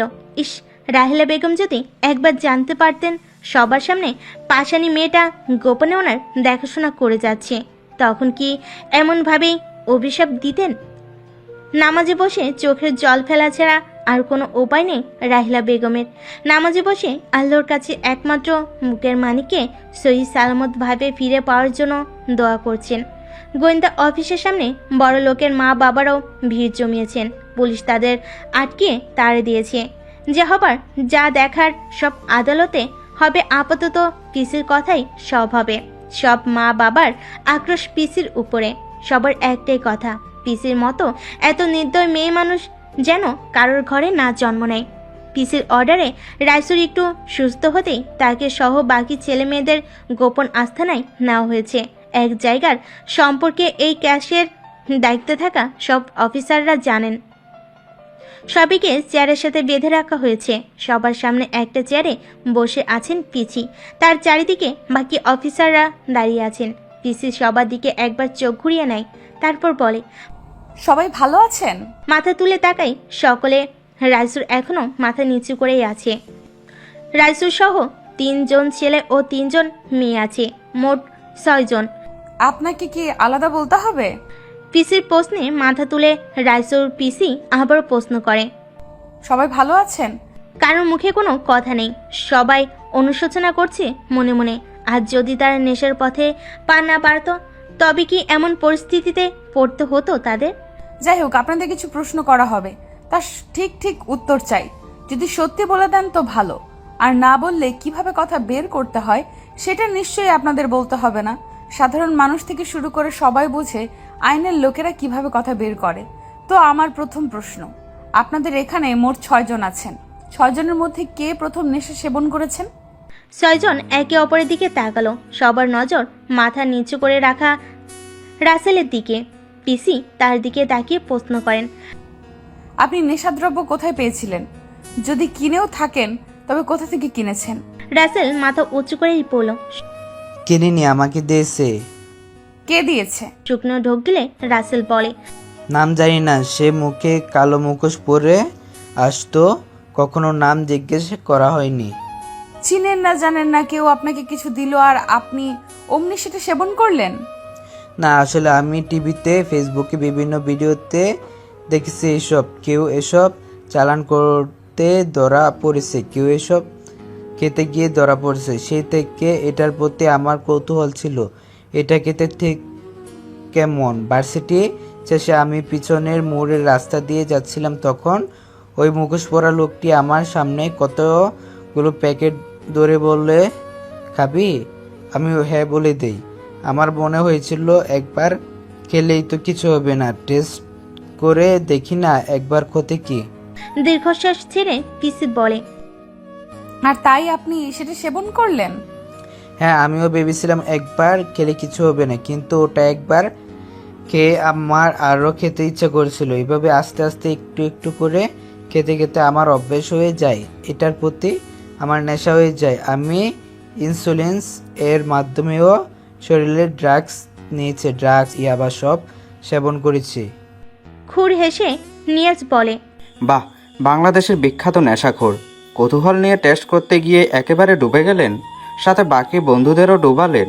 তারপর কি বলুন? ওর মুখোশ পরা আগন্তুক আমাকে বলতো, তোমার বন্ধুদের ও এইগুলো টেস্ট করিও, দেখবে ওরাও তোমার মতো মজা পাবে। আমিও ওদের জোর করে এগুলো প্রথম খাওয়াই, কিন্তু রাইসুর খেতে চাইতো না। ওকে আমরা জোর করে খাওয়াতাম। আস্তে আস্তে রাইসুরেরও অভ্যাস হয়ে যায়। যখন আমরা সবাই এসব সেবন করতে অভ্যস্ত হয়ে পড়ি, তখনই ওর আগন্তুক আমাদের নেশাদ্রব্যগুলো দেওয়া কমিয়ে দেয়, বলে টাকা দিতে হবে, না হলে ওগুলো আমাদের দেওয়া হবে না। আমাদের মধ্যে সবাই কম বেশি উচ্চবিত্ত পরিবারের সন্তান, তাই আমাদের টাকা দিয়ে কিনে খেতে তেমন সমস্যা হতো না। তবে রাইসুর মধ্যবিত্ত পরিবারের হওয়া ও খেতে পারতো না। পরিবারের রাইসু ও ওর মা ছাড়া কেউ ছিল না। রাইসুর বিভিন্নভাবে ওর মায়ের থেকে টাকা নিয়ে আমার সাহায্য নেশাদ্রব্য কিনতো, তা আমরা সবাই একসাথে আনন্দ করে সেবন করতাম। হাতে তালিতে পিসি বলে, বাহ, আগামীর ভবিষ্যৎ আপনারা। আপনাদের দেখেই তো আগামী প্রজন্ম শিখবে। রাইসুরের দিকে তাকিয়ে বলে, লজ্জা হওয়া উচিত। নিজের মাকে অত্যাচার করে টাকা নিয়ে এসব নেশাদ্রব্য সেবন করেন। আজ এই পর্যন্তই থাক, কাল আবারও আপনাদের জিজ্ঞাসাবাদ করব। এখনো অনেক কিছু জানা বাকি। নিয়াজ ওদের গাড়িতে তোলো, আগের জায়গায় পাঠিয়ে দাও। বলে বের হয়ে গেল পিসি। পিসির মুখ কেউ দেখতে পায়নি মাস্ক পরে থাকার কারণে, তবে তার শরীরের গঠন ও চুল দেখে সবাই বুঝে গেছে পিসি একজন মেয়ে যার সোশ্যাল মিডিয়ায় ধুম ফেলেছে। এত সাহসী অফিসার, তাও মেয়ে, সত্যি প্রশংসা পাওয়ার যোগ্য। মাস্ক পরিহিত পিসি সহ তার টিমের প্রতিটি অফিসারকে টিভিতে দেখাচ্ছে। ফেসবুক, ইনস্টাগ্রাম, সব ইন্টারনেট সংযোগ অ্যাপসে দেখানো হচ্ছে। রাইসুদ্দেরকেও দেখানো হচ্ছে, যা বাংলাদেশের প্রতিটি মানুষ নিজ নিজ জায়গা থেকে দেখতে পাচ্ছে। কেউ কেউ বলছে এরকম ছেলে মেয়েদের মরে যাওয়া উচিত, আবার কেউ কেউ বলছে অল্প বয়স ভুল করে ফেলেছে, একটা সুযোগ দেওয়া উচিত। কেউ কেউ বলছে মা বাবা শিক্ষা দিতে পারেনি, হয়তো মা বাবাও এমন, তাই সন্তানরাও এমন হয়েছে। এই সমাজ এত নিষ্ঠুর, কেউ একটা ভুল করলে এমন এমন কথা বলবে যা শুনে বিপরীত পাশের মানুষটি বেঁচে থাকার ইচ্ছে মরে যায়। আর কেউ যদি ভালো কাজ করে সেটা নিয়েও সমালোচনা করতে বাদ রাখে না, খুঁজে খুঁজে খুদ বের করবে। এই নাম সমাজ, অথচ এই সমাজটা আমরা মানুষই তৈরি করেছি। এই যে মানুষে মানুষে এত ভেদাভেদ, সেটাও কিন্তু আমরা মানুষের সৃষ্টি করেছি। অথচ এক সৃষ্টিকর্তায় কিন্তু সবাইকে সৃষ্টি করেছেন, ওনার কাছে আমরা সবাই সমান। শুধু আমরা মানুষই ভেদাভেদ, হিংসা, অহংকার, বৈষম্য, বিশৃঙ্খলা, মারামারি, রক্তারক্তি, খুনাখুনি এসব করি, যা মিলে একটি সমাজ তৈরি হয়। এই সমাজের মধ্যেই আমরা মানুষরাই এসব করে বেড়াই। দিন শেষে দোষ হয় এই সন্তানদের, মা বাবাদের। কিন্তু কেউ ভাবে না এসব কিন্তু সবার আগে সমাজের মানুষরাই সৃষ্টি করেছিল। এক প্রজন্ম থেকে আরেক প্রজন্ম শিখে ভুল মানুষ মাত্রই হয়। কেউ দুধে ধোয়া তুলসী পাতা না। যারা মনে করে সে কখনো ভুল করে না, সে কখনো মানুষ হতে পারে না। সকালে উঠে আমি মনে মনেই বলি, সারাদিন আমি যেন ভালো হয়ে চলি। এই কবিতাটি সবাই আওড়িয়েছে, কয়েকজনই বা মান রেখেছে। রাহেলা বেগম জন্মগ্রহণ করেছিলেন এক মধ্যবিত্ত পরিবারে। হয়তো টাকা ততটা ছিল না, তবে সেখানে দুঃখ ছিল না, কষ্টরা ছুতে পারত না। সকালে উঠে মা চুলে 2 বেনি করে দিতেন। বেনি দুলিয়ে দুলিয়ে স্কুলের পোশাক পরে গ্রামের কাঁচা রাস্তা ডিঙ্গিয়ে হেঁটে বিদ্যালয়ে যেতেন। শহরের বড় বাবুরা গ্রামে আসতেন বিভিন্ন কাজে, তাদের মধ্যে থেকেই একজনের চোখে পড়েছিল তার উপর, রাকিব হাওলাদার। শহরের ধনী ব্যক্তিদের মধ্যে একজন ছিলেন তিনি। স্কুলের পোশাক পরিহিত রাহেলাকে দেখে মনে প্রথম প্রেমে ফুল ফোটে তার। তখন রাহেলার বয়স ছিল 13 বছর। ধনী ব্যবসায়ী রাকিবের বয়স তখন 26 ছুঁই ছুঁই। রাহেলার থেকে বয়সে প্রায় 14 বছরের বড় ছিলেন রাকিব হাওলাদার। কিন্তু প্রেম কি আর বয়স মানে? রাকিব প্রথম রাহেলার বিষয়ে খোঁজ খবর নিলেন। রাহেলার সাথে তার প্রতিদিন দেখা হতো। আস্তে আস্তে ভাব জমাতে থাকেন রাহেলা নামক কিশোরীর সাথে। কিশোরী রাহেলাও রাকিব নামক পুরুষের প্রতি আকৃষ্ট হতে থাকেন। এভাবে কয়েক মাস চলতে চলতে রাকিব ভাবলেন, আর কতদিন এইভাবে থাকবো? যেই বাবা সেই কাজ। চলে গেলেন শহরে। নিজের বাবা মা সবাইকে রাহেলের কথা বলেন, কিন্তু রাকিবের বড়লোক বাবা মা রাজি হলেন না। কোথায় তিনি তার ছেলেকে বড়লোক পরিবারের মেয়ের সাথে বিয়ে দিবেন ভেবে রেখেছেন, আর সেখানে তার ছেলে গ্রামের মধ্যবিত্ত চাষা মেয়েকে বিয়ে করার কথা বলছে। মানলেন না রামিম হাওলাদার। বাবার কথার অবাধ্য হয়ে রাকিব গ্রামে চলে আসেন। কিছু বন্ধুদের নিয়ে রাহেলের বাড়িতে বিয়ের প্রস্তাব দেন। এদিকে এতদিন রাকিবকে না দেখতে পেয়ে ভিতরে ভিতরে ছটফট করছিলেন রাহেলা। রাকিবকে নিজের বাড়িতে দেখে ছুটে এসে সব কিছু ভুলে সবার সামনে জড়িয়ে ধরেছিলেন। পরিস্থিতি বুঝে লজ্জে আবারও ছেড়ে দিয়েছিলেন। রাহেলার বাবার লজ্জে মাথা কাটা যাচ্ছিল। শেষে কোনো কিছু না ভেবেই রাজি হয়ে যান রাকিবের প্রস্তাবে। রাহেলা কিছু সময় পেরিয়ে হয়ে যান মিসেস রাকিব হাওলাদার। রাকিব রাহেলাকে নিয়ে শহরে চলে যান, কিন্তু তার পরিবার রাহেলাকে মেনে নেয়নি। রামিম হাওলাদার কিছু একটা ভেবে রাহেলা ও রাকিবকে বাড়িতে ঠাঁই দিয়েছিলেন। সুখের সাগরে ভাষা রাকিব ভেবেছিলেন কয়েকদিন গেলে তার বাবা সহ পরিবারের সবাই এমনি এমনি সব মেনে নেবেন। সেভাবেই চলছিল তাদের দিনকাল। কয়েক মাস পরে গর্ভবতী হলেন রাহেলা। তাতে যেন খুশির সীমা ছিল না রাকিবের। অল্প বয়সী রাহেলা তখন ততটা বুঝতেন না। রাহেলার যখন 5 মাস, তখন রামিম হাওলাদার কি একটা জরুরি কাজে রাকিবকে দেশে বাহিরে পাঠান। রাকিব বাবার কথা ফেলতে না পেরে রাহেলাকে আশ্বাস দিয়ে যান তিনি খুব শীঘ্রই ফিরে আসবেন। কিন্তু রাকিব আর ফিরে আসলেন না। প্রসব যন্ত্রণায় হসপিটালের বেডে কাতরাতে কাতরাতে একবার প্রাণপ্রিয় স্বামীর মুখ দেখতে চেয়েছিলেন, কিন্তু পারেনি। জন্ম দেন ফুটফুটে 2 যমজ সন্তান। 2 ছেলের জননী হন তিনি। রামিম হাওলাদার তখনই যেন নিজের হিংস্রতা প্রকাশের সুযোগ পেলেন। 2 ছেলেকে রেখে রাহেলাকে বাসা থেকে বের করে দিলেন। অল্প বয়সী রাহেলা তখন হতভম্ব দৃষ্টিতে তাকিয়েছিলেন শুধু। অল্প বয়স হলো মাতো পারেনি সন্তানকে ত্যাগ করতে। রাতের আধারে এক সন্তানকে নিয়ে পালিয়ে চলে আসেন, কিন্তু তার আরেক সন্তান, তার কথা তিনি জানেন না। কেমন আছে, কোথায় আছে, কিছু জানেন না। রাকিব হাওলাদার কি ফিরে এসেছিলেন সেটাও জানেন না তিনি। রাইসুরকে নিয়ে শুরু করেন নতুন জীবন। মানুষের বাসায় কাজ করে বড় করতে থাকেন রাইসুরকে। পড়াশোনা শেখাতে থাকেন আদরের ছেলেকে। রাইসুরও মা ভক্ত ছিল। রাইসুরের সুনাম ছিল সবার মুখে মুখে, কিন্তু মা ভক্ত রাইসুর খারাপ বন্ধুদের প্রচোরণায় পড়ে আস্তে আস্তে খারাপ হতে শুরু করলো। যেই রাইসুর মায়ের হাতে ছাড়া ভাত খেত না, যেই রাইসুর মায়ের কোলে মাথা না দিয়ে ঘুমোতো না, সেই রাইসুর নেশার দ্রব্য পান করে রাতের আধারে ঘরে ফিরে মাকে গালাগাল করতো টাকার জন্য। যখন টাকার অভাবে নেশার দ্রব্য কিনতে পারতো না, তখন বাসে এসে মাকে মারধর করতো। হতভাগী রাহেলা নির্বাক হয়ে চেয়ে চেয়ে দেখতেন, প্রতিবাদ করতেন না। তিনি শুধু বাকরুদ্ধ হয়ে চেয়ে থাকতেন। রাহেলার জীবনটা সহজ ছিল না। যখন রইসুরকে নিয়ে হাওলাদার বাড়ি থেকে বের হয়ে এসেছিলেন, নির্জন রাজমাস্তার নরপশুদের কবলে পড়তে হয়েছিল তাকে। সেদিন ভাগ্যের জোরে বেঁচে গিয়েছিলেন। দুধের শিশু রাইসুরকে নিয়ে দৌড়াতে দৌড়াতে কোথায় এসে পড়েছিলেন বুঝতেও পারেনি। রাতের আধারে মানুষের বাসার দরজায় দাঁড়িয়ে আশ্রয় চেয়েছিলেন। প্রচণ্ড ঠান্ডায় রাইসুরের খিঁচুনি শুরু হয়ে গিয়েছিল। অবশেষে এক বৃদ্ধার বাড়িতে আশ্রয় পান। সেই বৃদ্ধা ভিক্ষা করে নিজের দিন চালাতেন। তিনি রাহেলাকে মানুষের বাড়িতে কাজ খুঁজে দেন। যে রাইসুরকে এত কষ্ট করে মানুষ করলেন, সেই রাইসুর নেশার দ্রব্য কেনার জন্য টাকা চাইতো, মায়ের কাছে না পেত, কত অত্যাচার করতো। চোখের পানি মুছলেন রাহেলা বেগম। সবার চোখে পানি। পিসি নিজের চোখের কোণের পানি সবার আড়ালে মুছে নিলেন। রাহেলা বেগম পিসির পায়ের কাছে বসে বলতে লাগলেন, মাগো, আমার মানিকরে ভালো হওয়ার একটা সুযোগ দাও। আমি তোমাকে হয়তো তখন অনেক মন্দ কথা বলেছিলাম, তুমি কিছু মনে করো না মা। আমি সারা জীবন তোমার গোলাম হয়ে থাকবো মা, তবুও আমার রাইসুরে আমার বুকে ফিরাইয়া দাও। রাহেলা বেগমের 2 হাত ধরে টেনে তুললেন পিসি।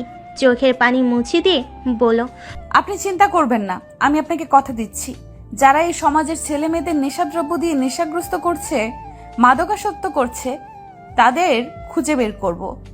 কারো রেহাই নেই, কেউ পার পাবে না। আমি পূর্বী শেখ আপনাকে কথা দিলাম। পূর্বী নিজের মুখের মাস্ক খুলে দিল। রাহেলা বেগম চুমু আঁকেন পূর্বীর কপালে। পূর্বী রাহেলা বেগমের দোয়া নিয়ে আবার মাস্ক পরে বেরিয়ে গেল, সাথে তার টিমের সব অফিসার। রাহেলা বেগম চোখের পানি মুছলেন, আল্লাহর কাছে প্রার্থনা করতে আবার বসে পড়লেন সিজদায়। বন্ধুদের সাথে আড্ডা দেওয়ার জন্য বাসা থেকে বের হয়েছিল রূপক। মাঝ রাস্তায় বাইক থেমে যায়। রূপকের মনে আছে সে আসার সময় বাইক ফুল করে এনেছে। কি কারণে থেমে গেল দেখার জন্য রূপক বাইক থেকে নেমে চেক করতে থাকে। চেক করতে দেখে তার পেট্রোল শেষ। আশ্চর্য হলো রূপক, এটা কি করে সম্ভব? ভাবনায় মশগুল থাকা রূপককে আচমকা পেছন থেকে কেউ মুখ চেপে ধরল। কিছু বুঝে ওঠার আগেই ঢলে পড়ল রূপক। সামনে দাঁড়ানো ব্যক্তিটি রূপককে বাহুতে আগলে নেয়। নিয়াজের দিকে তাকিয়ে বাঁকা হাসে সিয়াম। দুজনে মিলে রূপককে গাড়িতে তুলে নিয়াজ ফোন বের করে পূর্বীর নাম্বারে ডায়াল করে। ওপাশ থেকে পূর্বী বলে, কাজ হয়েছে? হ্যাঁ ম্যাম, গাড়িতে তুলেছি। ঠোঁট বাঁকিয়ে হেসে পূর্বী বলে, গোপন আস্তানায় নিয়ে আসো, কুইক। শিওর ম্যাম, আমি আধা ঘন্টার ভেতরে আসছি। চেয়ারে বাঁধা অবস্থায় পড়ে আছে রূপক। তার সামনে বসে আছে পূর্বী সহ ওর টিমের অফিসার। পূর্বী জেসিকে বলল, মুখে পানি ছুঁড়ে মারো। জি ম্যাম বলে জেসি পানি ছুঁড়ে মারে রূপকের মুখে। পিটপিট করে চোখ খুলে রূপক। শীতের মধ্যে ঠান্ডা পানি শরীরে লাগায় কাঁপতে শুরু করে। চোখের সামনে পূর্বীতে দেখে আশ্চর্য হয়ে তাকিয়ে রয়। আস্তে আস্তে মনে পড়তেই রূপক বুঝতে পারে এরাই তাকে কিডন্যাপ করেছে। ক্রোধে ফেটে পড়ে রূপক বলে, তোমরা আমাকে কিডন্যাপ করেছো কেন? কি চাই তোমাদের? সিয়াম বলে, সে তো আপনার কাছে অনেক কিছুই চায় রূপক সাহেব। ঠোঁট বাঁকিয়ে হেসে রূপক বলে, জানতাম তোমরা কিডন্যাপাররা, শুধু শুধু সময় নষ্ট করলে। আমাকে কিডন্যাপ না করে বলতে, আমি তোমাদের এমনই টাকা দিয়ে দিতাম। সামান্য টাকার জন্য তোমরা আমাকে কিডন্যাপ করলে, এই রূপক রাহামকে কিডন্যাপ করলে। জেসি বলে, শুধু রূপক রহমান, আর কিছু নেই? বুড়ো কুচকে রূপক বলে, আছে, রূপক হাওলাদার রায়হান। আপনার বাবার নাম কি? ফুঁসে উঠে রূপক বলে, কিডন্যাপ করেছো টাকার জন্য, কত টাকা চাই সেটা বলো। বাবার নাম দিয়ে তোমাদের কাজ নেই। তবে আমি সত্যিই ইমপ্রেস, আজকাল সুন্দরী মেয়েরাও কিডন্যাপারদের দলে নাম লিখিয়েছে দেখছি। তখনই সেখানে আগমন হয় রুষা আহমেদের। রুষা এগিয়ে এসে পূর্বীকে একটা ছবি দেয়, যা দেখে ঠোঁট কামড়ে হেসে পূর্বী রূপকের দিকে তাকায়। আশ্চর্য হয়ে রূপক বলে, বাহ, এত সুন্দরী মেয়েরা তোমাদের দেখে তো মনে হচ্ছে না দরিদ্র বা মধ্যবিত্ত পরিবারের সন্তান। তাহলে তোমরা কিডন্যাপারে কাজ কেন করছো? রুষা দুই হাত ভাঁজ করে বলে, আপনাকে কে বলল আমরা কিডন্যাপার? রূপক রুষার পা থেকে মাথা পর্যন্ত দেখে বলে। হুট। ভাঁজ করে রাখা হাত জোড়া সোজা হয়ে যায় রুষার। বিস্ময় নিয়ে কিছুক্ষণ তাকিয়ে থাকে রূপকের দিকে। সিএম রূপককে মারার জন্য এগিয়ে যেতে নিলেই হাত উঁচিয়ে থামিয়ে দেয় পূর্বী। থেমে যায় সিয়াম। রুষা কটমট চোখে রূপকের দিকে তাকিয়ে থাকে। পূর্বী নিজের মুখের মাস্ক খুলে উঠে দেয়। পূর্বীকে দেখে অবাক হয়ে তাকিয়ে রয় রূপক। পূর্বী রূপকের সামনে এসে দাঁড়িয়ে বলে, মিস্টার রূপক হাওলাদার রায়হান, আপনাকে কিছু প্রশ্ন করব আমরা, তার সঠিক উত্তর দিতে হবে। যদি ভালোই ভালোই বলে দেন ভালো, না হলে আমরা কথা কিভাবে বের করতে হয় তা ভালো করেই জানি। বিস্ময়ে রূপকের মুখ হা হয়ে যায়। সবাইকে একবার দেখে নিয়ে আবারও পূর্বীর দিকে তাকায় রূপক। আমতা আমতা করে বলে, তুমি? সোজা হয়ে দাঁড়িয়ে পকেটে হাত গুজে পূর্বী বলে, পূরবী শেখ, গোয়েন্দা ইনভেস্টিগেটর অফিসার। রুষা এগিয়ে এসে হাত ভাঁজ করে বলে, রুষা আহমেদ, গোয়েন্দা ইনভেস্টিগেটর অফিসার। নিয়াজ রূপকের কাঁধের পাশে দাঁড়িয়ে বলে, নিয়াজ নূর, গোয়েন্দা ইনভেস্টিগেটর অফিসার। সিএম ও জেসি এগিয়ে এসে রূপকের আরেক কাঁধের পাশে দাঁড়িয়ে বলে, সিয়াম আহমেদ, গোয়েন্দা ইনভেস্টিগেটরের অফিসার। একের পর এক বিস্ময় সহ্য হচ্ছে না রূপকের। মুখের ভাষা হারিয়ে ফেলেছে সে। অনেক কষ্টে উচ্চারণ করে, পানি। জেসি পানির বোতল এগিয়ে দেয় রূপকের দিকে। সিয়াম রূপকের বাঁধন খুলে দেয়। জেসির হাত থেকে পানির বোতল নিয়ে ঢকঢক করে পানি পান করে রূপক। কিছুক্ষণ পরে জোরে জোরে শ্বাস নিয়ে শান্ত হয়ে বসে থাকে রূপক। আবার সবাই চারিদিকে রাখা চেয়ারে বসে পড়ে। তো মিস্টার রূপক হাওলাদার রায়হান, কেমন ফিল করছেন এখন? বলে পূর্বী। তুমি যদি গোয়েন্দা ইনভেস্টিগেটর অফিসার হও, তাহলে আমাদের ভার্সিটিতে কি করছিলে? মাথা নিচু করে হেসে পূর্বী বলে, সে অনেক কাহিনী। ভাগ্যের ছাত্র হয়ে আপনাদের ভার্সিটিতে ভর্তি হয়েছি, তাহলে তো জানতেই পারতাম না বাবার টাকার গরম দেখিয়ে আপনিও আপনার বন্ধুরা র্যাগিং করে বেড়ান। থাক সেই সব কথা, কাজের কথায় আসি। আপনার বাবার নাম কি? মাথা নিচু করে রূপক বলে, রাকিব হাওলাদার। মায়ের নাম? নিজের প্রশ্নে রেগে যায় রূপক। মুহূর্তের মধ্যে চোখ মুখ লাল হয়ে যায়। দাঁতে দাঁত চেপে বলে, রাহেলা বেগম হাওলাদার। আপনার মাকে আপনি কখনো দেখেছেন? বলে রুষা। চিৎকার করে রূপক বলে, না, কখনো দেখিনি, আর না কখনো দেখতে চাই। ওই স্বার্থপর মহিলাকে আমি কখনো দেখতে চাই না, কখনো না। পূর্বী বলে, নিজের মাকে স্বার্থপর বলছেন কেন? মা ঠিকই তো মা, কিন্তু আমি ওই মহিলাকে নিজের মা হিসাবে মানি না। কোনো স্বার্থপর মহিলা আমার মা হতে পারে না। ওই মহিলার জন্য আমার পাপা কষ্ট পেয়েছে, এখনো কষ্ট পায়। আমি দেখি তো ওই রাতের আধারে লুকিয়ে ওই মহিলার ছবি দেখে পাপা আর কাঁদে। স্বার্থপর মহিলা। আপনি বারবার নিজের মাকে স্বার্থপর মহিলা কেন বলছেন মিস্টার রূপক? বলে রুষা। সেটা আপনাদের বলতে আমি বাধ্য নই।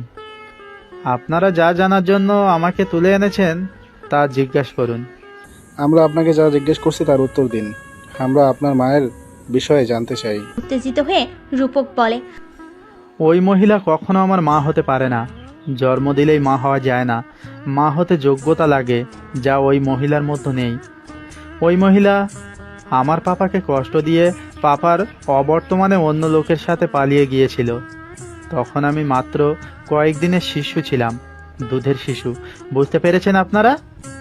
যে মহিলা তার দুধের শিশুকে রেখে অন্য পুরুষের সাথে স্বামীর ঘর থেকে পালিয়ে যায়, সে আর যাই হোক কখনো আমার মা হতে পারে না। কে বলেছে আপনার মা পালিয়ে গিয়েছিলেন? আমার দাদুভাই বলেছেন, কারণ তখন বাবা দেশের বাইরে ছিলেন, দাদুভাই বাড়িতে ছিলেন। আপনি আপনার দাদু ভাইয়ের কথা বিশ্বাস করেন? হ্যাঁ, করব না কেন? বোঝ হওয়ার পর থেকে আমি এটাই জানি। টেবিলে থাবা মারে পূর্বী মৃদু স্বরে চিৎকার করে বলে, ভুল জানেন আপনি মিস্টার রূপক হাওলাদার রায়হান, ভুল জানেন আপনি। আপনার মা পালিয়ে যাননি, আপনার দুলাভাই তাকে বের করে দিয়েছিলেন। রাতের আধারে দুর্বল রাহেলাকে আপনার দাদু বাড়ি থেকে বের করে দিয়েছিলেন। অল্প বয়সী হলেও মা তো পারেনি নিজের সন্তানকে ছেড়ে আসতে, তাই লুকিয়ে নিজের এক সন্তানকে রেখে আরেক সন্তানকে নিয়ে পালিয়ে যান। কাপা কাপা গলায় রূপক বলে, আরেক সন্তান? হ্যাঁ মিস্টার রূপক হাওলাদার রায়হান, আপনার যমজ ভাই আছে। রাহেলা বেগম যমজ সন্তান জন্ম দিয়েছিলেন। রুষা, ছবিগুলো দেখাও। পূর্বীর কথায় রুষা একটি ছোট ফটো ফ্রেম রূপকের দিকে বাড়িয়ে দেয়। রূপক পূর্বীর দিকে জিজ্ঞাসা দৃষ্টিতে তাকায়। পূর্বীর চোখ দিয়ে ইশারা করে ছবিটি দেখতে।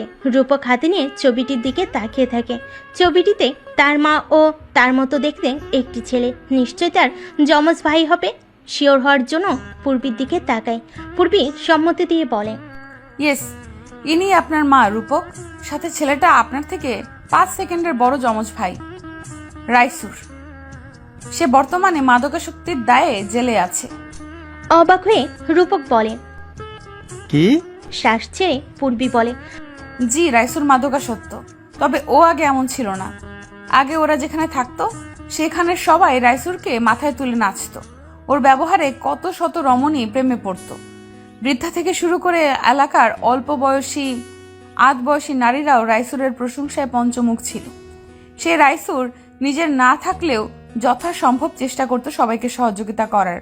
যে রাইসুর তার মা রাহেলা বেগমের গর্ব ছিল, সেই রাইসুর আজ মাদকাসক্ত। কেন? খারাপ বন্ধু বান্ধব রাইসুরকে নষ্ট করে দিল। মায়ের কোলে ঘুমানো রাইসুর টাকার জন্য মায়ের গায়ে হাত পর্যন্ত তুলতে বাদ রাখেনি। এর জন্য কে দায়ী? বন্ধু বান্ধব। তবে শুধু খারাপ বন্ধুদেরই দোষ নেই, সাথে রাইসুরেরও আছে। কথায় বলে না, নিজে ঠিক থাকলে জগৎ ঠিক। যারা যুবককে ধ্বংস করার পথে নেমেছে তাদের আমরা ছাড়বো না। যারা স্কুল কলেজ ভার্সিটির ছেলে মেয়েদের ড্রাগস সেবন করাচ্ছে এবং বিক্রি করাচ্ছে, ওদের কখনো ক্ষমা করা হবে না। ওদের শাস্তি পেতে হবে। ভয়াবহ পরিণাম ওদের জন্য অপেক্ষা করছে। কেউ রেহাই পাবে না, কেউ না। চোখ ছলছল করছে রূপকের। মা ভাইয়ের অবস্থার কথা ভেবে কান্না পাচ্ছে। কাপা কাপা কণ্ঠে রূপক বলে, আমি কি আমার মা ও ভাইয়ের সাথে দেখা করতে পারবো পূরবী? ইয়েস, কেন নয়? তবে আমাদের আপনার সাহায্য করতে হবে। এই মুহূর্তে আপনি আমাদের সাহায্য করতে পারেন। কি সাহায্য বলুন? আমি আমার সবটুকু দিয়ে চেষ্টা করব। আপনাকে ভার্সিটির আশেপাশে রাস্তাঘাটে খেয়াল রাখতে হবে, কে বা কারা এইসব সেবন করছে। আপনাকেও তাদের একজন হতে হবে। এক কথায় আপনাকে ওদের মতো মাদকাসক্ত হতে হবে। আপনি কৌশলে সেগুলো ফেলে দিবেন। ওরা যেন এটা জানে আপনিও তাদের মতো ড্রাগস সেবন করছেন। আপনার সাথে আমাদের টিমের অফিসারদের থেকে একজন থাকবে, সেও আপনার মতোই অভিনয় করে যাবে। তো বলুন মিস্টার রূপক হাওলাদার রায়হান, আপনি কি আমার প্রস্তাবে রাজি? মাথা নিচু করে রূপক ঠোঁট কামড়ে হেসে বলে, আপনি বললে তো জানো হাজির ম্যাম। বিস্ময়ে সবার মুখ হাও হয়ে যায়। সবার মুখের রিয়াকশন দেখে রাগ বেড়ে যায় পূর্বীর। কটমট চোখে রূপকের দিকে তাকিয়ে থাকে। রূপক পূর্বীর চাহনি দেখে চোখ মারে। তা কারোরই দৃষ্টিগোচর হয়নি। ঠোঁট চেপে সবাই মিটমিট করে হাসছে। তা দেখে পূর্বীর রাগ যেন আকাশ ছুঁলো।